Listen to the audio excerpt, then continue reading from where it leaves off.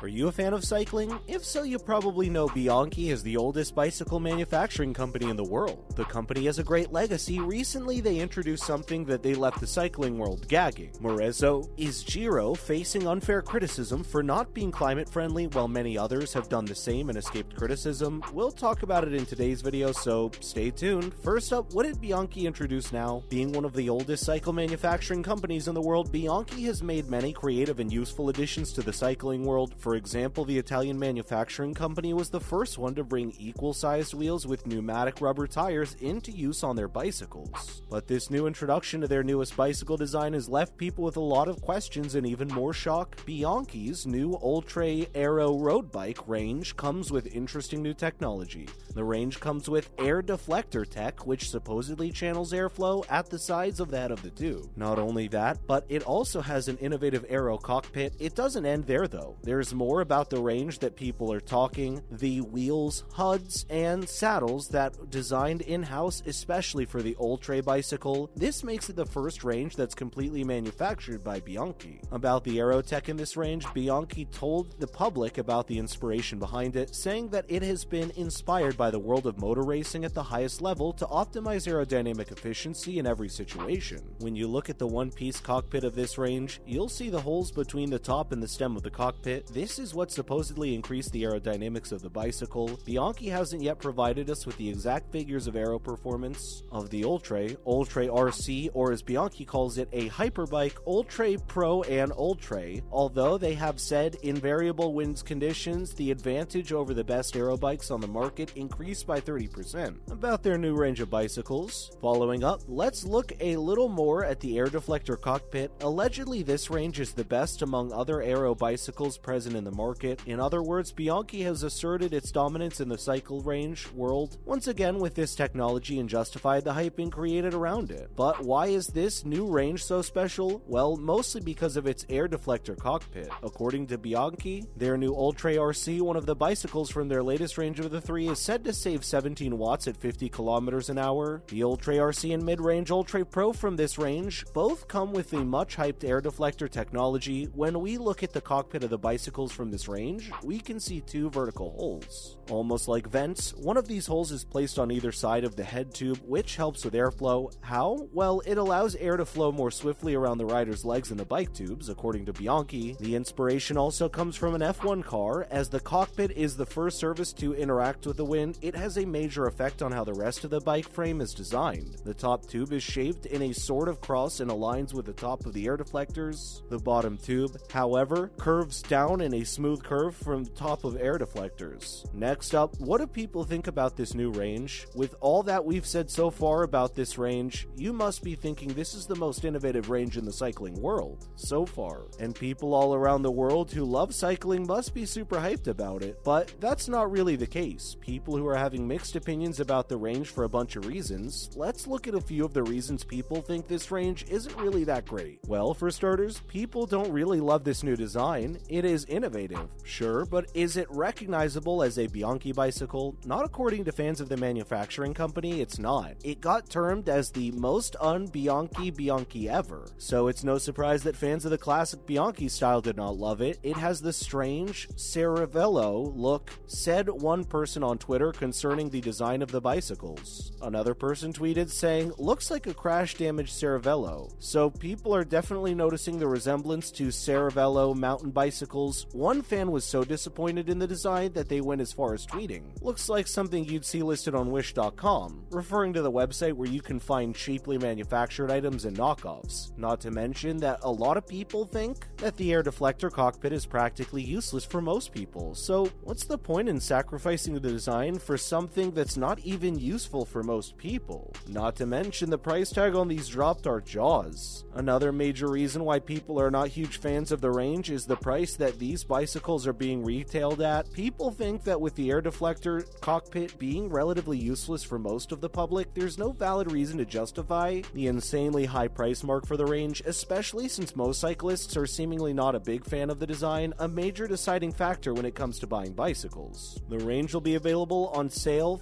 on November 22nd with a starting price of 13,800 euros for the Oltre RC. Yeah, you heard that right, starting at a whopping 13,800. That's just pocket change for us, right? The Oltre Pro will be retailed at a very affordable price of 8,000 euros. Again, just pocket change. And finally, the Oltre will be going for just about 5,400 euros. See why people are mad about the prices yet? If you actually think any of these are affordable, we want to know what you do for a living and how can we do it too? A person on Twitter shared a meme with a woman fainting and holding her chest, seemingly in great discomfort. At the caption, "Me seeing the price of the new Bianchi Oltre RC and Campanello EPS," another person took to Twitter to express his displeasure with the price tag of the bicycles from the range and tweeted, "Yet more overpriced black plastic, groovy man." Up next, let's look at why Giro is being criticized. Cycling makes for an environment-friendly alternative to cars that emit carbon and other harmful pollutants that destroy the environment. That's true, but only to an extent. Cycling as a sport too seems pretty harmless to the environment. But there's a bigger picture that most people usually don't notice, but now it's being highlighted by environmentalists all over the world more than ever. RCS, an Italian sport and media company, has been previously criticized for prioritizing its events over the climate crisis. Giro d'Italia, an annual multiple-stage bicycle race, is under the microscope for the exact same reason, especially with their highly controversial 8-hour transfer to Rome, planned to take place in 2023 for the race's second-last stage. People think this long transfer of over 700 kilometers is pretty useless. Not only that, but it would be insanely tiring for the cyclists, and the carbon footprint of it's definitely something to point out and be concerned about. All that for what? For a sport infamous for being climate-friendly, it doesn't seem so friendly in our already worsening climate with its Grand Tours, which is definitely something to think about. Following up, is Giro being singled out in this criticism? Most Grand Tours for any sport come with huge carbon emissions and long travels and transfers. That doesn't mean it's justifiable. It just means that it's a common thing, so why is this only the Tour facing such immense criticism? Some people think it's not true and that there's always been criticism about these Grand Tours. Others think that Giro is being singled out in this situation. This year the Tour has traveled around 534 kilometers, which is somewhat less than last year when it traveled 586 kilometers. People are pointing out that no one really cared about the race last year or about any other race, so what changed this year? Another thing people are pointing out is the fact that the very Vuelta made a 1,400 kilometer transfer from the Netherlands to Spain, so why is it only that Giro gets to face all the harsh criticism? Well, we think it could be attributed to the fact that Giro has gained much more popularity than some of the other stage races, or it could be that people have had enough and are finally speaking up, or maybe there's just more awareness about climate change now. Calling out something wrong is always a good idea, however, turning a blind eye to some others committing the same sin is where it all goes wrong. What do you think? Do you think Giro is being singled out, or do you think it's all very valid? And with that, my friends, we're gonna wrap up today's video. What do you think about the new Bianchi bicycle range? Please let us know your opinions in the comments below. Don't forget to smash that like button and subscribe for more content like this in the future. With that being said, we'll see you in the next one. Thanks for watching.